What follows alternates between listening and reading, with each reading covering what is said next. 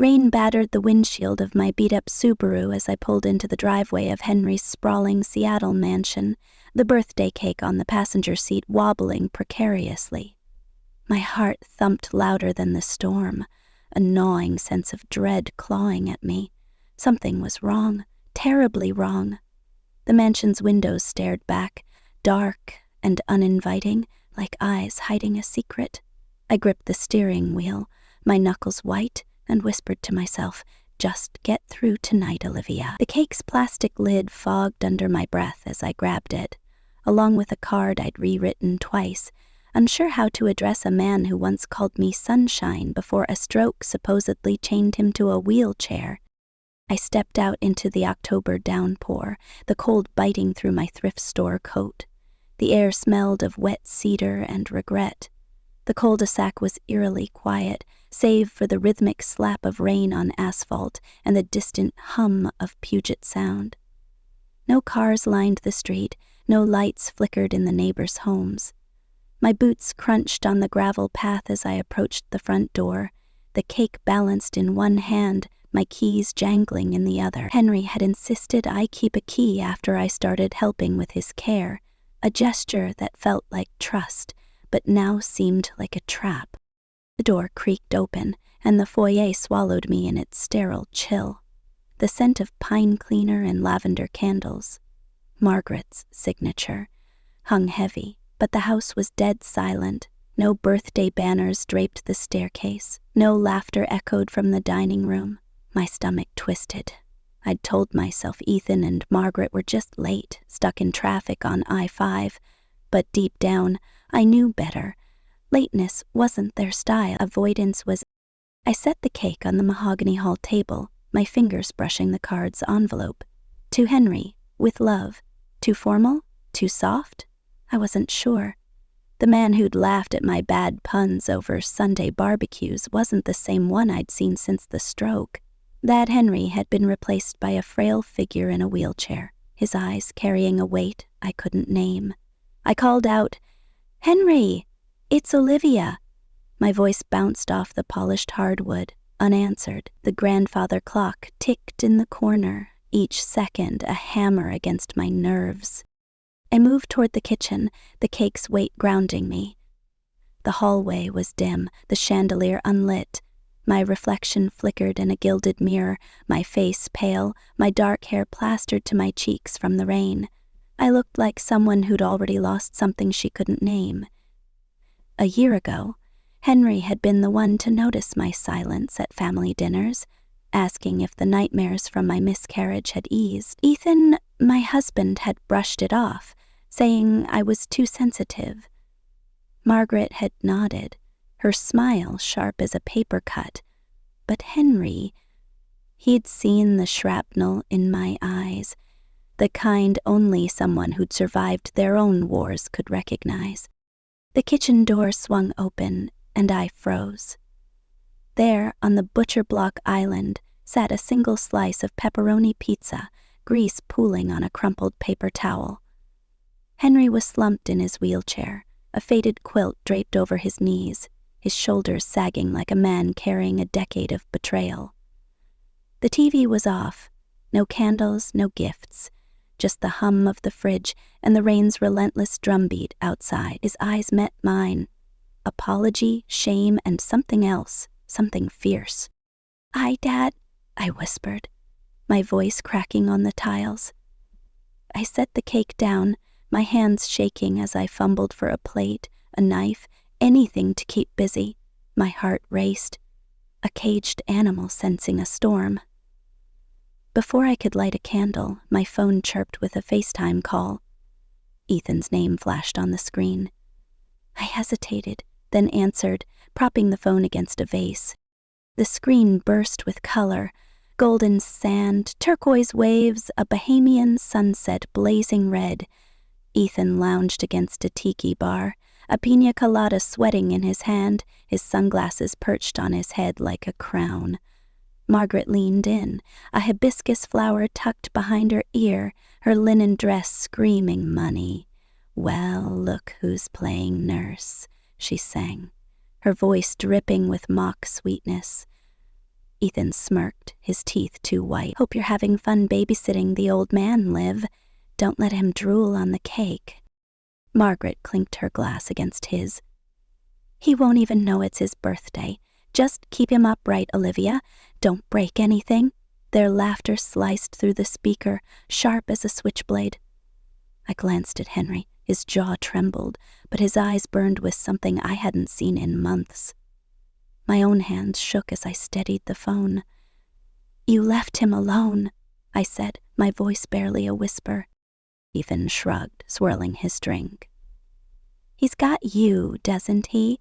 Besides, the Bahamas was a steal, end-of-season deal. Margaret giggled, leaning closer to the camera. Don't worry, dear. We'll bring you a seashell. Something inside me snapped. Not loud, but slow like a rope fraying under too much weight. I pressed end call and set the phone face down. My palms were clammy, my pulse a drumbeat in my ears. I stared at the pizza slice, its grease glistening under the pendant light. I thought of the casseroles I'd cooked during Henry's rehab, the late nights I'd spent changing his sheets while Ethan golfed in Scottsdale. He'd called me the help to his coworkers, laughing like it was a punchline. I smoothed a napkin over the pizza, tucking it in like a child nobody wanted. A chair squeaked behind me. I turned, and my breath caught. Henry's quilt slid to the floor. One foot, then the other touched the tile. His calves twitched, muscles straining as he gripped the armrests. His eyes locked on mine, pleading, daring, I couldn't tell. Inch by agonizing inch he stood, frail, yes, but not broken. My lungs forgot how to work. The man doctors swore would never walk again stood there, his marine-issued flannel stretched across squared shoulders, his cheeks flushed with defiance. You can walk?" I stammered, my voice a stranger's. He eased back into the chair, careful as if handling glass. "Walk's generous," he muttered, catching his breath. Shuffles closer. But it's enough. His gaze flicked to the hallway, checking for ghosts. Since spring. Started with 10 seconds when they were out, added 5 each week. My mind raced, replaying the past 6 months. Margaret pushing for stronger sedatives. Ethan turning Henry's study into a yoga room, saying he won't need it. All their pity, their scorn. They'd been milking his condition for sympathy and Amex points. "How long have you known they were lying?" I asked, kneeling so our eyes were level. "Long enough," he said, his voice low. "They think I'm a burden, easier to control the money if I'm locked away." He leaned forward, his breath warm with coffee and resolve. "They used you too, Olivia. Your loss, your grief, they turned it into a weapon. My miscarriage." Margaret's cold pat on my shoulder, her voice like syrup. "Some women just aren't built for it."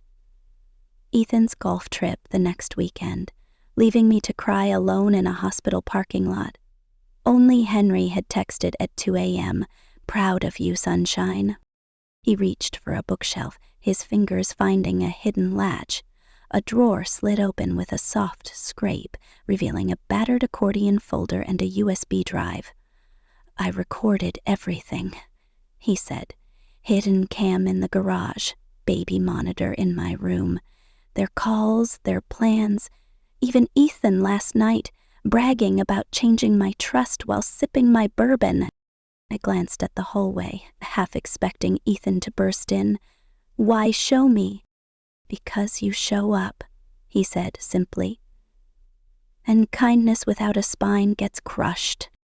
The folder was heavy, stuffed with bank statements, medical charts marked with discontinued meds, and a notarized letter revoking Margaret's power of attorney. "They never noticed," Henry murmured, too busy booking their next cruise.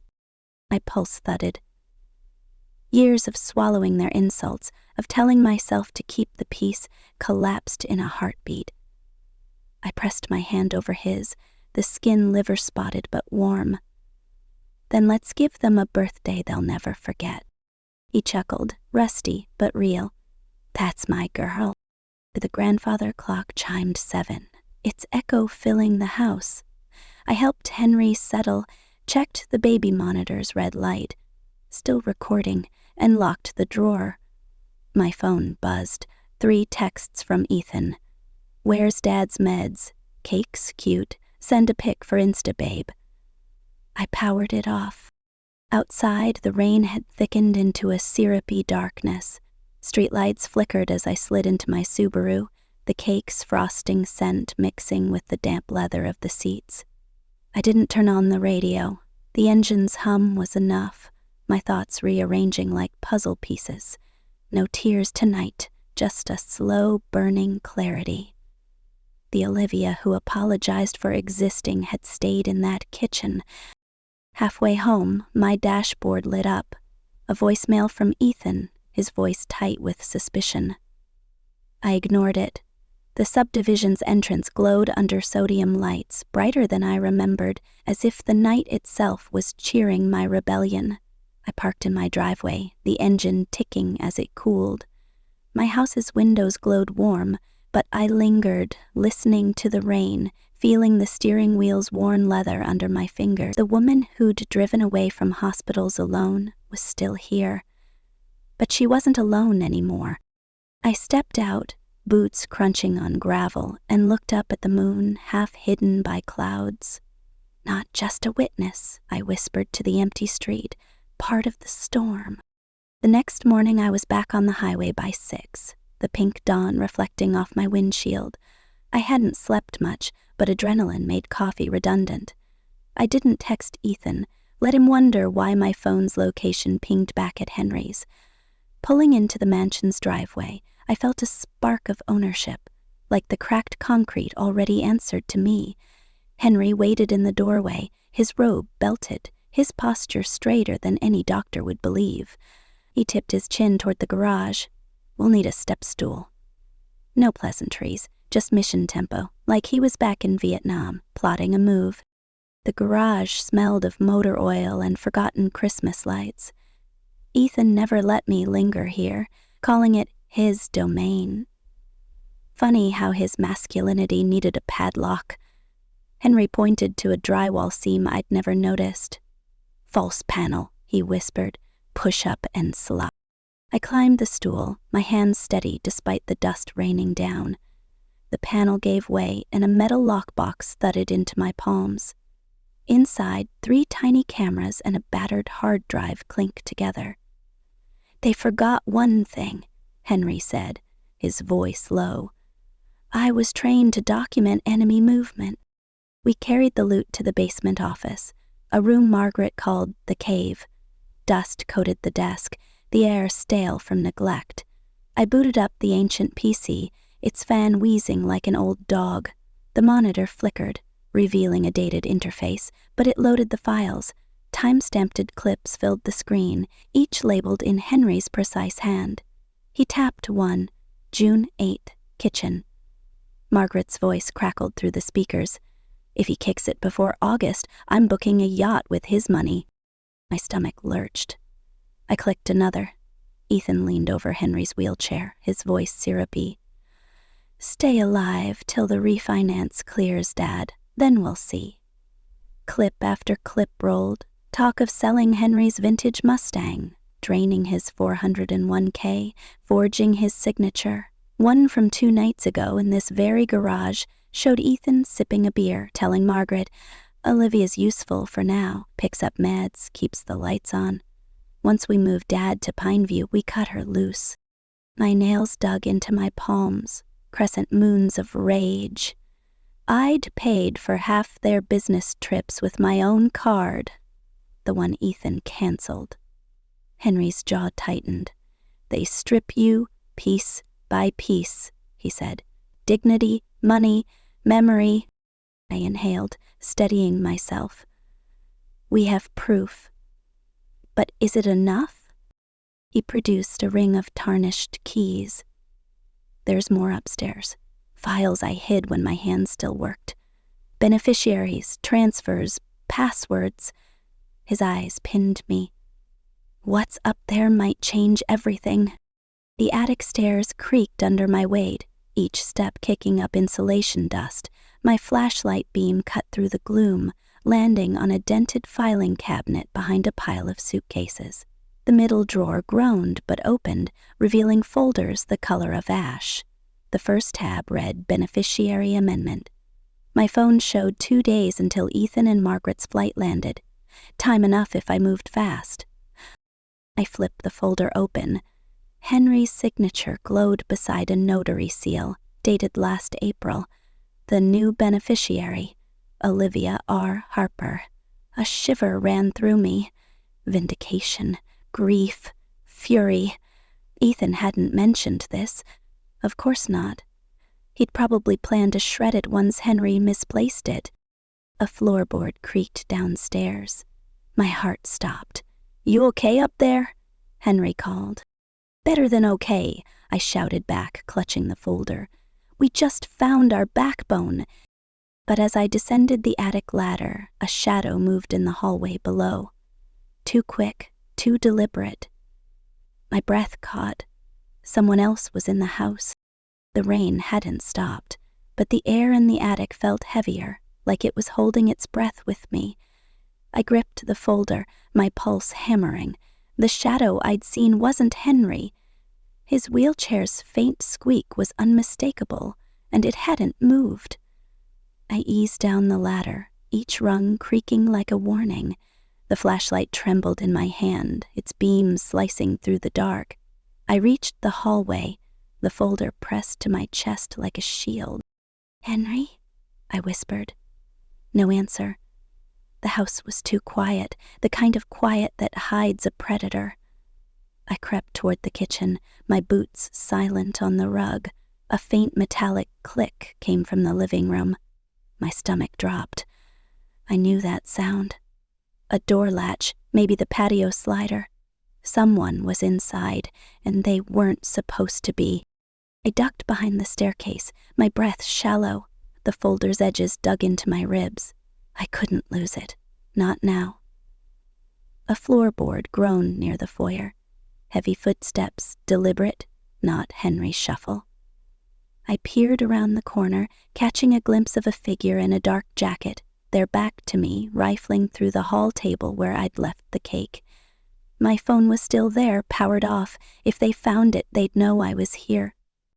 I slipped into the pantry, my heart pounding so loud I was sure they'd hear it. The door clicked shut, and I fumbled for my phone in my pocket, praying I could text Henry without making a sound. But as I typed, the pantry door rattled. Someone was testing the handle. I froze, the folder slipping slightly in my sweaty grip. The rattling stopped, replaced by a low mutter. A man's voice, unfamiliar. "She's gotta be here somewhere." My blood ran cold. They weren't just here for the folder. They were here for me. I backed deeper into the pantry, my shoulder brushing a shelf. A can of peaches tipped, rolling toward the edge. I lunged, catching it just before it hit the floor. The footsteps paused outside.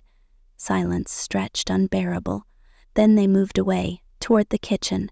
I exhaled, my hands trembling. I had to get to Henry, but the folder was my leverage, our proof. I tucked it inside my coat, zipping it tight, and cracked the pantry door.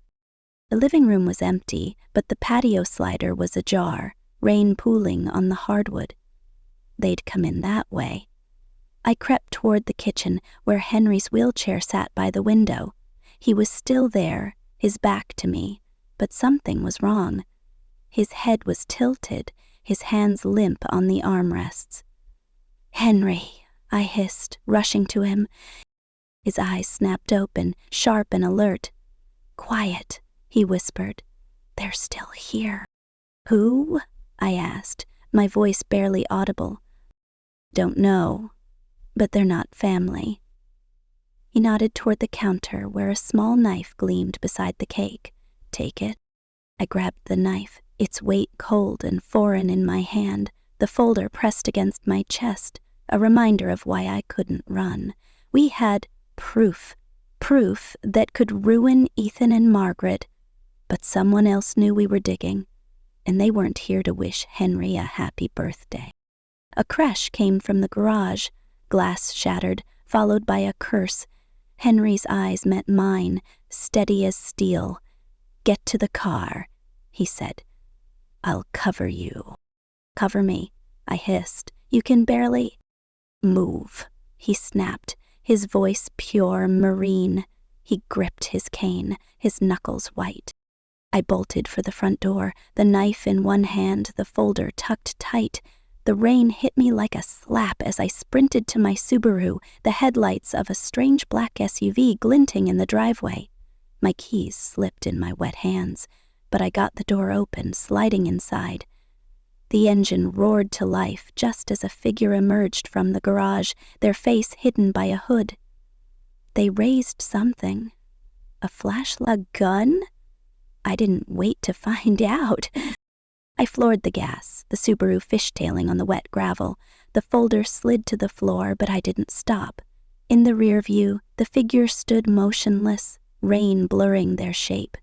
My heart pounded, but I kept driving, the Seattle skyline fading into the storm. Henry was still in that house, and I'd left him, but the folder, the truth, was with me, and I wasn't letting it go. The rain hadn't let up, hammering my Subaru's roof as I sped through Seattle's slick streets, the folder of evidence pressed against my chest like a second heartbeat. My hands trembled on the wheel, the knife from Henry's kitchen tucked into my coat pocket, its weight a cold reminder of the figure I'd seen in the garage. My phone buzzed on the passenger seat, Ethan's name flashing again, but I ignored it. The city lights blurred through the windshield, each one a question. Who was in the house? Why were they after me? And how much did Ethan and Margaret know? I pulled into a 24-hour diner off Aurora Avenue, the neon sign flickering like a bad omen. The folder was too precious to risk. Henry's trust, his legacy, my name inked as executor. I needed a plan, and I needed it fast.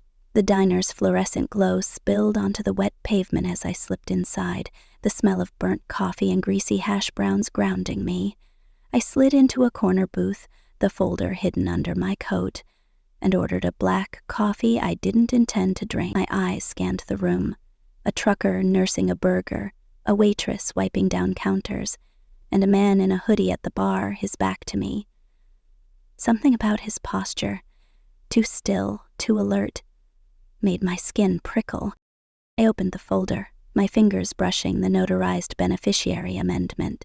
Olivia R. Harper, sole executor. The words felt like a lifeline, but also a target painted on my back.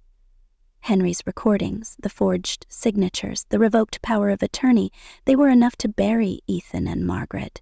But the figure in the garage wasn't them. Someone else was playing this game, and I was a pawn who'd just stolen the queen. The diner's door jangled, and my heart stopped. A man in a dark jacket stepped in, rain dripping from his hood.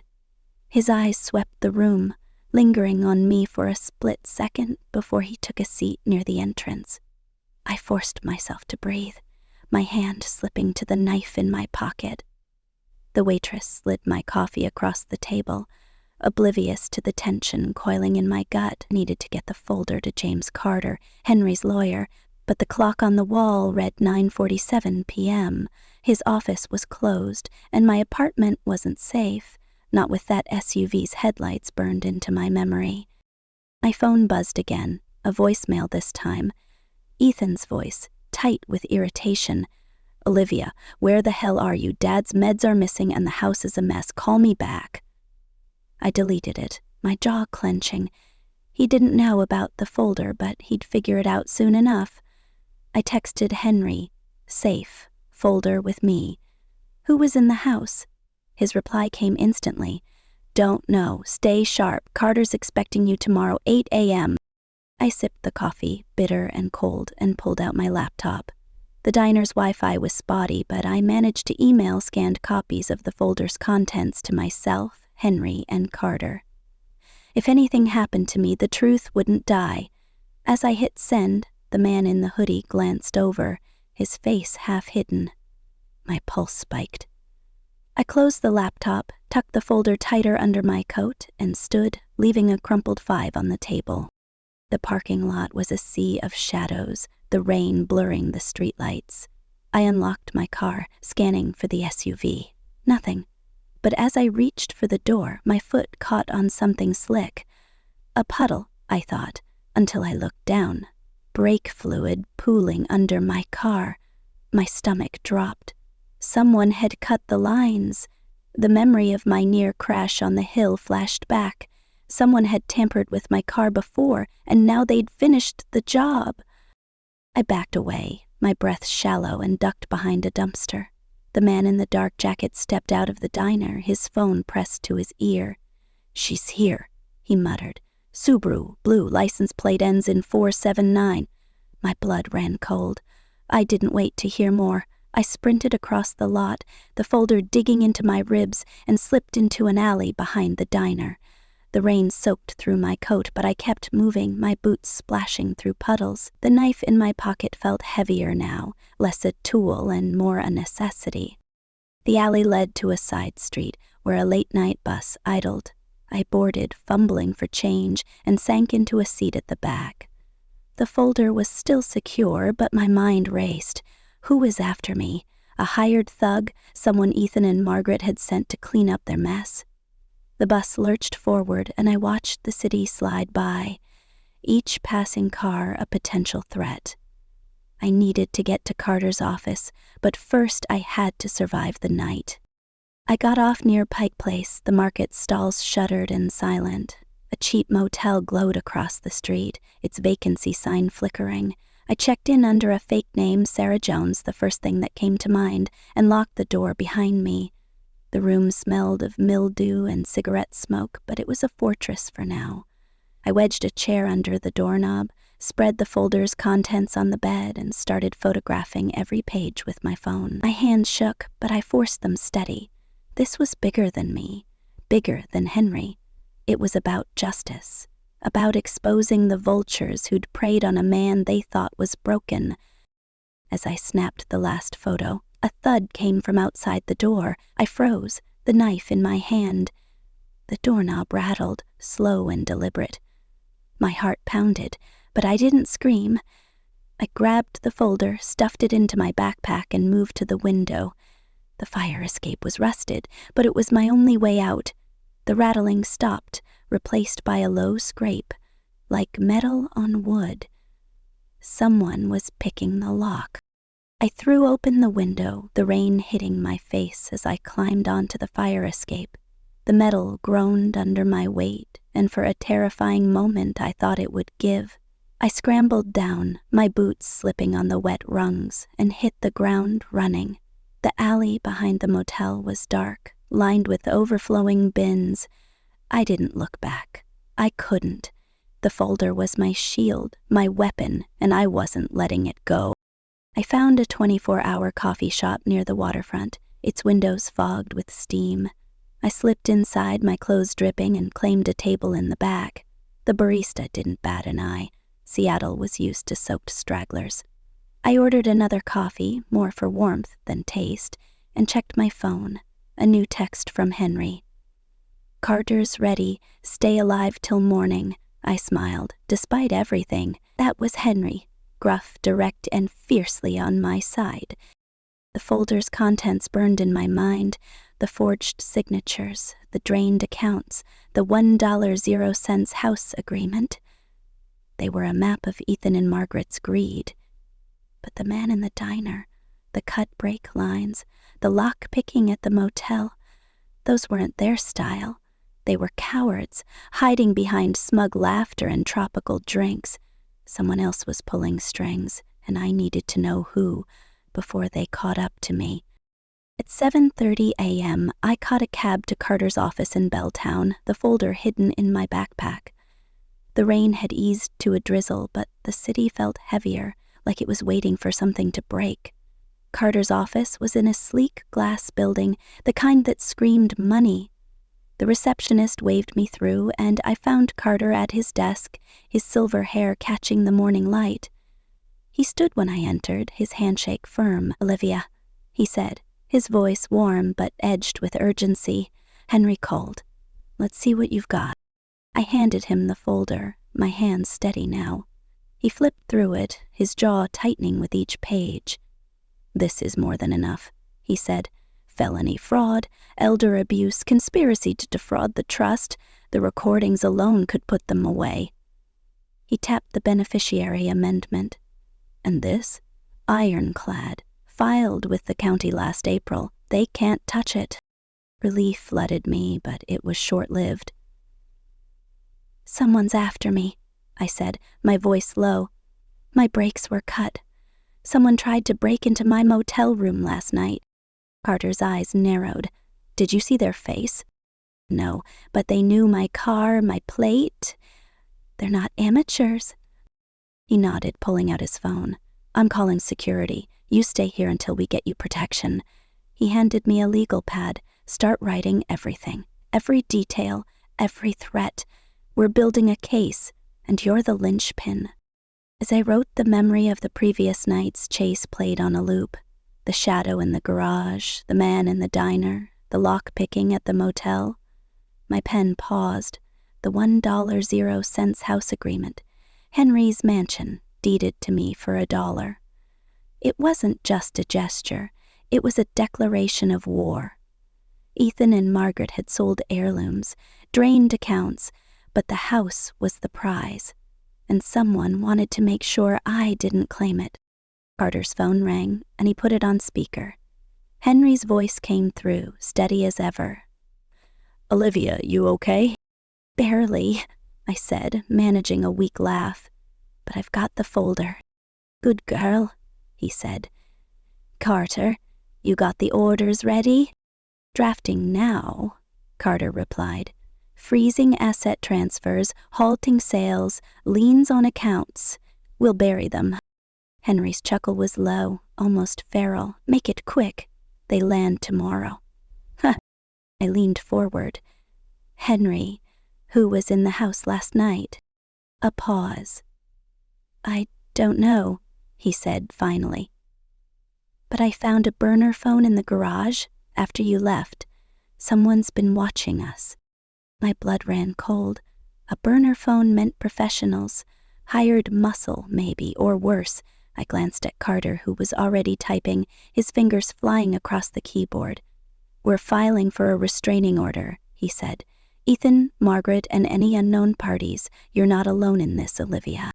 By noon, Carter had drafted orders to freeze Ethan and Margaret's accounts and reverse their illegal sales. I added a reversal notice for the antiques they'd sold from Henry's Bainbridge Island cabin, each item listed in Henry's meticulous ledger. The folder he'd given me last night, the one he'd called the Game Changer, sat unopened on Carter's desk. He eyed it, then me. "You ready for this?" I nodded, my throat tight. "Let's do it."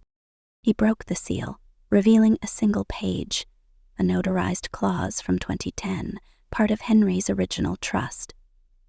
It stated that any heir who neglected familial duties, birthdays, medical emergencies, end-of-life decisions, would forfeit their inheritance. The language was airtight, signed and witnessed long before Henry's stroke. It was a grenade, and I was about to pull the pin. That evening, I returned to Henry's mansion, Carter's security guard trailing me in an unmarked car. The house was quiet, the rain replaced by a heavy mist. Henry waited in the kitchen, his cane propped against the table. He looked tired but resolute, his eyes scanning me for damage. "You're still in one piece," he said. "Barely," I replied, setting the folder down. "Carter's got everything. The orders are filed, the clause is ready for court." He nodded, his fingers tapping the table. "They'll fight dirty, always have." I thought of Ethan's smug grin, Margaret's hibiscus flower, their laughter over FaceTime. "Let them," I said. "We've got the truth." The landline rang, its antique rotary jarring in the silence. Henry glanced at the caller ID, his jaw tightening. "Ethan?" he said. "Answer on speaker." I pressed the button, my heart pounding. Ethan's voice came through, slurred with alcohol and rage. "Dad? Olivia, you having a cozy little night?" I checked the accounts. My card's dead. Care to explain? Henry's gaze locked on mine, calm as a general before battle. "Put it on speaker," he said again, though it already was. I realized he was stalling, letting Ethan dig his own grave. "Hey, birthday boy," Ethan sneered. "You and the maid cut the cake yet?"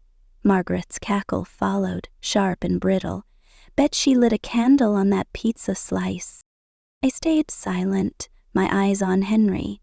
He leaned forward, his voice steady, cutting through their laughter like a blade. "Hello, son." The line went quiet. Ethan's voice dropped, unsteady. "Dad, you're, sounding clear." "Not your concern," Henry said. "Your inheritance, though, that might be—" A rustle, then Margaret, shrill and panicked. "This is manipulation. Olivia's brainwashing you, Henry."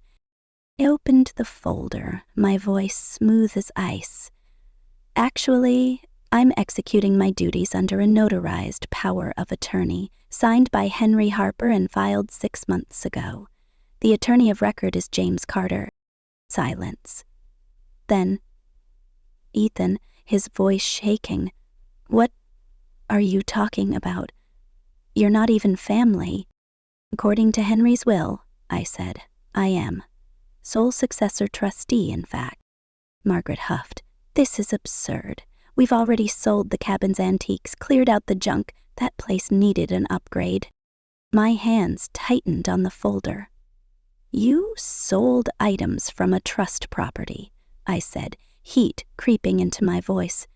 "That's not just rude, Margaret. It's criminal." "You can't prove anything," she spat. Henry didn't blink. "Everything you've touched is traced. Every sale, every deposit. You thought I was too weak to notice?" Ethan growled. "This is insane. Some lawyer's letter won't scare us." "Tomorrow morning," I said, "you'll get a cease and desist. Carter's drafting it now." "You're bluffing," Margaret snapped.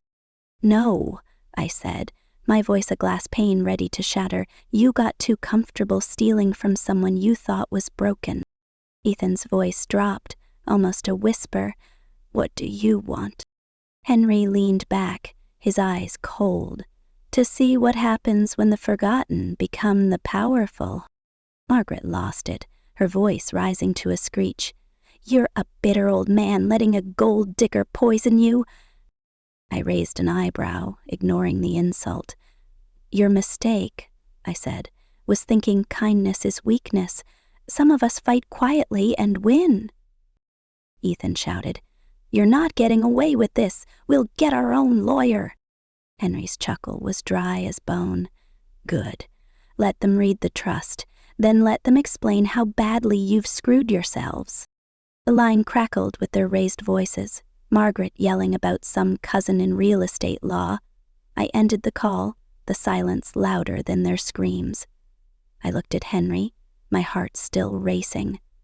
"You've made a big mistake," I said quietly, not to him, but to the ghosts of Ethan and Margaret. "See you in court." Henry rose, slower this time, his cane bearing his weight. He motioned me to follow, leading me to a narrow staircase behind the pantry. "They never came up here," he said. "Too busy planning my funeral." The attic smelled of cedar and thyme, the floorboards groaning under our steps. Henry pulled a light chain, casting shadows over dusty boxes and canvas-covered furniture. "They thought the dust would hide their secrets," he muttered, but truth-like silence. We dug through boxes, tax records, old Christmas cards, a surprisingly light box labeled Ethan's College. Then, under a stack of photo albums, we found a cracked leather binder. Its pages were brittle, whispering as I turned them. The original trust, notarized years ago, untouched. Handwritten notes detailed every account moved, every deed reassigned. Stapled in the back were forged signatures. Margaret's clumsy attempt to mimic Henry's hand. More I thought I was losing it, Henry said, his voice flat. So I let them. The more I forgot, the more careless they got. He knelt beside another box, pulling out a faded composition notebook. Pages of journal entries, but really a ledger. Every sale, every withdrawal, every time Ethan and Margaret dipped into his life. They laughed when I left sticky notes, he said, called me senile, but those were decoys. The real records lived here. We cataloged everything, photographing each page with my phone. I emailed backups to myself, Henry, and Miss Harper, Carter's colleague. By late afternoon, we were in Harper's office, a small space outside downtown. She flipped through the binder, her expression shifting from skepticism to fury. This isn't just mishandling, she said, tapping the forged signatures. It's felony, fraud, elder abuse, maybe conspiracy, and with your power of attorney, Olivia, you can act on Henry's behalf. I nodded, something settling inside me. This wasn't just a fight. It was justice. We drafted more orders, Harper dictating while I typed. Henry reviewed each page like a battle map, his pen steady. When we listed the antiques sold from the Bainbridge cabin, I added a reversal notice for each. Those items were never theirs to sell. It was dark when we returned to the mansion. Henry moved slower, the day's toll evident, but his grip on his cane was firm. He led me to his study, opening a sticky drawer. A click, and out came a clean manila folder. This, he said, is what they'll never expect. I stared at him. What is it? He smiled, tired but triumphant. You'll deliver it. The courtroom was a cavern of polished wood and sharp echoes, my heels clicking on the marble floor as I carried the sealed folder. Ethan and Margaret sat at the defendant's table, their smirks fading when they saw me. Their lawyer, a slick man in a tailored suit, gave me a dismissive glance, but his eyes locked on the folder. I handed it to the clerk, who passed it to the judge, a woman with eyes like a hawk, her expression unreadable. Proceeding to supplemental document review, she said, her voice crisp. Introduced by Olivia Harper, under advisement of Henry Harper. I took my seat, Ethan's glare burning into me. The judge broke the seal, revealing the 2010 clause. Any heir neglecting familial duties forfeited their inheritance. Gasps rippled through the gallery. A reporter in the back scribbled furiously. The judge read aloud, her voice steady. Malicious neglect and absence constitute grounds for permanent disinheritance. Margaret's voice cut through. This is coercion. He was old, confused. The judge didn't blink. The document predates your argument, and I have a video deposition from 3 days ago. The courtroom screen lit up. Henry, upright, his eyes clear. They left me alone on my birthday, he said, laughed while I sat with a slice of pizza. That's not love, it's cruelty. The clip ended. Silence gripped the room. I glanced at Henry, his hand steady on his cane. He gave me a nod, small but certain. The judge turned to Margaret. Anything further? She opened her mouth, then closed it. I passed up timestamp photos. Ethan and Margaret on a Bahamian beach, mimosas in hand, while Henry sat alone. The judge reviewed them, then the USB drive. Another video played. Henry, years younger, with his old caregiver. This clause protects the legacy, he said. Not for money, but for love. Ethan bolted up, pointing at me. You did this. You manipulated him. The judge's warning was sharp. Mr. Harper. But he kept going, his face red. You're not family. I held up a screenshot. Ethan's social post, captioned, No cripples allowed. The courtroom murmured in disgust. The judge's voice was final. Under this clause, all inheritance rights are voided for Margaret and Ethan Harper, effective immediately. Margaret sobbed, mascara streaking. Ethan stormed out, muttering about appeals. The judge turned to me. Do you accept what's been entrusted to you? I looked at Henry. Yes, I said, my voice clear. I do. This isn't about wealth, it's about restoring what was taken. The gavel fell. Control of Henry's estate, accounts, properties, shares, shifted to me. Court officers cleared the reporters as Henry walked out, cane in hand, refusing the wheelchair. Outside, the Seattle mist felt like a baptism. Henry exhaled, the weight of years lifting. Back at the mansion, I cooked lasagna, the smell filling the kitchen. We ate on real china, Henry's navy glasses clinking with sweet tea. First hot meal in months, he said, his eyes glinting. No one calling it a waste. Later, he pulled out a photo album. Him, me, my late child, smiling by a fishing boat. This legacy isn't cash, he said. It's choosing who gets a seat at the table. We launched the Harper Foundation for Neglected Caregivers, Harper drafting bylaws, me adding a mission for grants and legal aid. Night fell, porch lights glowing. Henry's words lingered. Blood doesn't prove love. Presence does. I set an empty chair at the table, a symbol of hope. The storm had broken, but the fight wasn't over. Truth was lighter than lies, and I was ready to carry it,